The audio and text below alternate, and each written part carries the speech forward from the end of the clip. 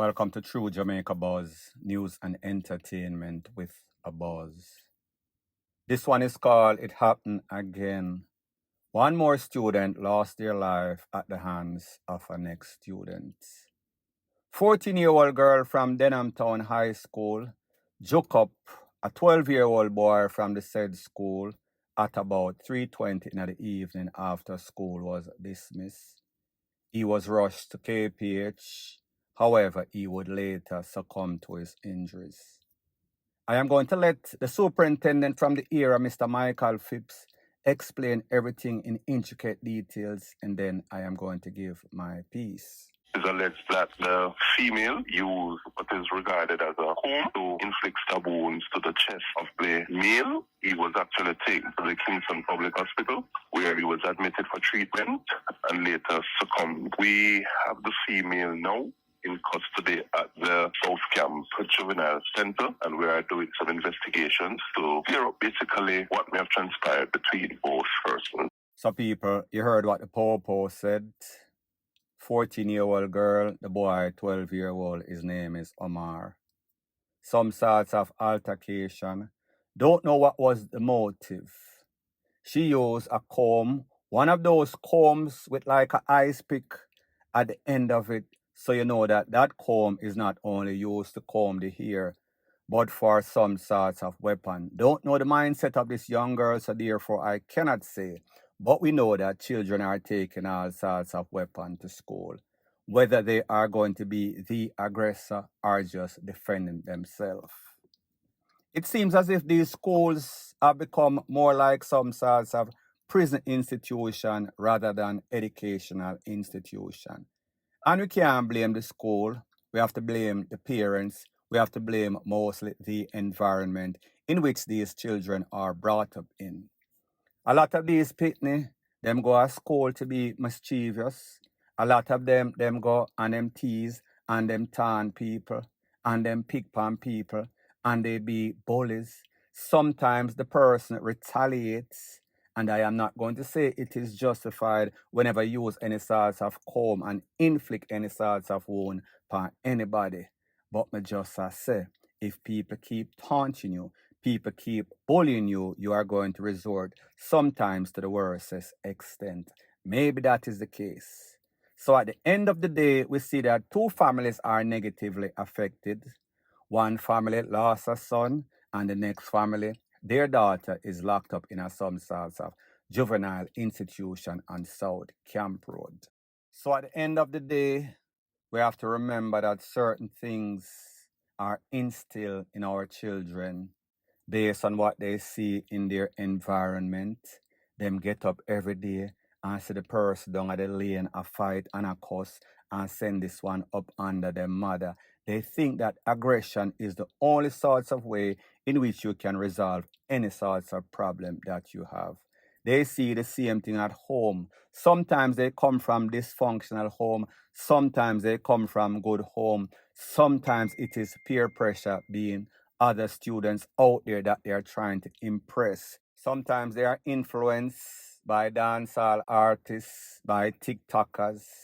They are always trying to show and prove. So therefore, they are emulating, copying, doing the same thing with them say because they think that it is cool. They think that it is gangster.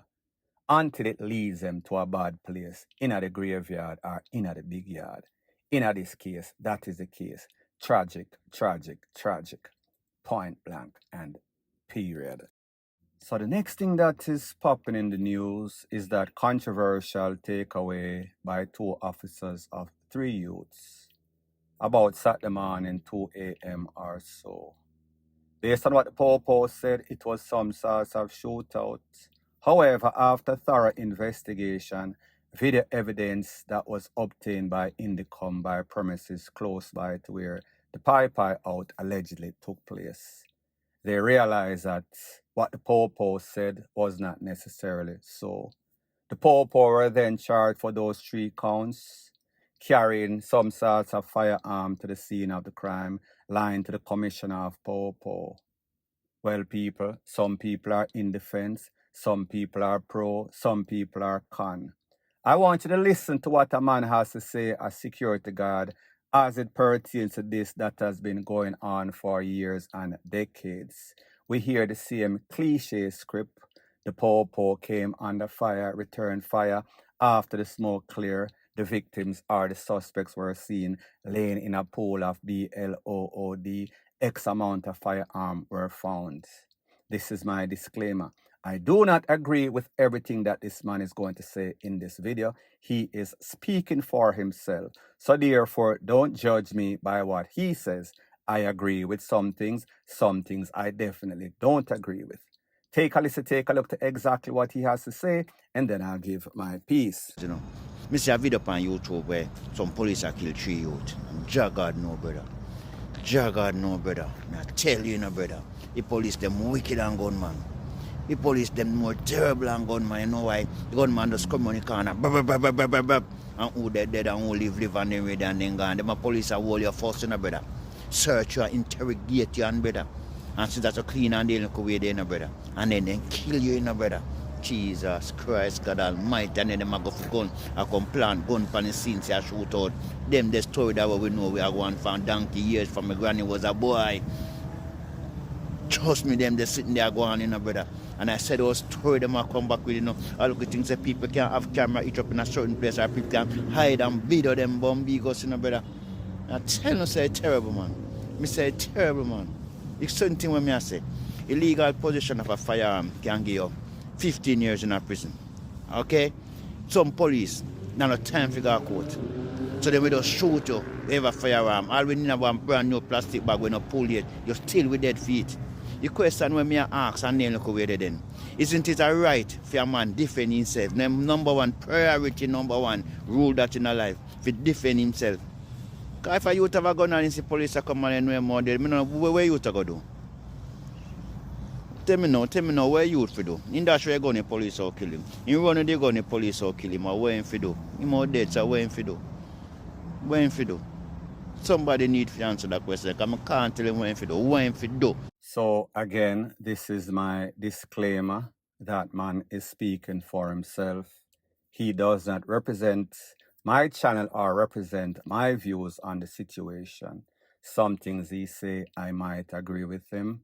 Some things he say, total polar opposites. The question is this: what is the situation as it pertains to these youths? We are hearing conflicting story. Were they innocent or are they gang members? Are they persons that have been threatening people, posing on social media with all sorts of tools? If people like that lose their life, we have absolutely no sorts of problem with it. If these persons are innocent, we should all be concerned because it could come knocking at our doorsteps. If a poor gets desperate enough and thinks that he has crossed a line, he might cross a line to the furthest extent and also cross you out. It has been decades where we've been hearing about extrajudicial takeaway by the poor. These are not stuff that people are making up.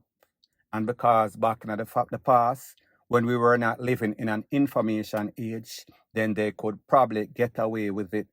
But most corners, everybody have some sorts of CCTV. Everybody have some sorts of smartphone. People hear any sorts of sound, them go screech at some sorts of window and a look on a videotape.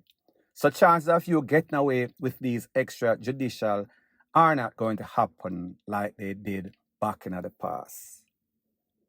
Now I heard some people saying that the police them too messy, they should have cleaned up or should have watched their track. People are say them shouldn't carry the 3 youth them and carry them in a some sorts of bush and take them out. Them not have no problem with these 3 young youths based on what they said or based on what the JCF claims. Based on what they said before, like I told you, I showed you the statement in the first video that I did about this. They said that they have no information that these youths were in any sorts of gang. However, when the Popo were charged officially by Indicom and the Popo hierarchy, then they changed their stance. Which one is it? It cannot be both. It cannot be gray. It has to be black and white. Now, this is a very important part as it has to do with the case in the future pending. Based on the video evidence, it was not really clear. Yes, some parts we saw, but some parts we did not see. Don't know what type of issue camera these people were using. Glad for the video footage, but me just say it was kind of outdated. It looked like JBC back in the past 1970s or so. So that is going to be problematic for the prosecution to get in any sorts of conviction. However, the thing that stands out the most is the fact that they brought two tools with them after the Pi outs. That is going to be hard for them to prove. If them have Peter Champagne or 10 Peter Champagne, if them have the hands of God, if them have the system, they still should not be able to beat this because it is going to be hard for them to explain where the tool came from. If you claim that there was some sorts of Pi out, where are the tools? Because you took away the youth them on the spots. It is also going to be very hard for you to explain how is it that these men were begging for their lives based on information that I've gotten from family members and people close to the case. How do you explain that when you claim that there was some sorts of Pi out? My disclaimer once again, that was not shown any part in the video that is making its round on social media. So therefore, I cannot say with 100% surety that that is 100% correct. Now, there's something that this man said in that video that is very important. What are you going to do as a criminal when you're stuck between a rock and a hard place? You are going to open a can of worms because these youths know that if them get caught red-handed, if them have the tool in our vehicle, if them try to run with the tool or them Pi it out, the end result more than likely is going to be the same. Is the JCF going to be prepared for those eventuality that is inevitable to happen? Because whenever people get desperate and feel as if their back is against the wall, they are going to do whatever it takes to get out of that situation alive and free. People, me just say, be very careful what you ask for. Be very careful what you wish for. Be very careful of what you're setting. Because whenever you set some sort of precedent in which you cannot keep up with and is not ready for, these criminals are out here with guns, that is for sure. These criminals are trying to get home, trying to thief, trying to take away and reach back home safely. And if they see you as any source of hindrance, even though they are doing something illegal, they are going to do something even much more illegal, as in take a life, including that of the popo, to save their own life and even freedom. So we just have to be careful the can of worms that we open up. It could go on and on and on, wassara and wassara, for everybody, the criminals, the popo, regular John and Jane public, point blank and period. So anyways, people, thanks once again for checking out my video. If you appreciate videos like these, please show your appreciation by liking, commenting, sharing, and subscribing to my channel. That is how YouTube promotes videos like these to like-minded, sensible persons like yourself. Bless up.